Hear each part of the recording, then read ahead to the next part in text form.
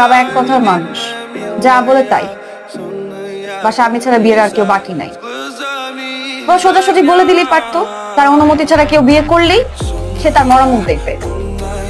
তবে আমাকে সার্কাসের মধ্যে যাচ্ছি। আই তুমি কি বললা? কি বললা? আমার আবার বলার অধিকার আছে নাকি? যা বলার তোমার বাবা বলে দিচ্ছিল।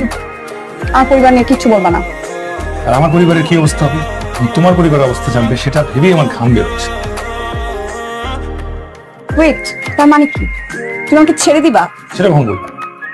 তাহলে কনভিন্স করো তুমি আমার বাবা মাকে। আমার বাবা মাকে না আমি কনভিন্স করলাম, তুমি তোমার পরিবারের কথা ভাবো। ওইটাও তুমি করবা। আমি কিভাবে? আমার বাবা বলে পুরুষটা হয় বাঘের মতো, তারা সব পারে।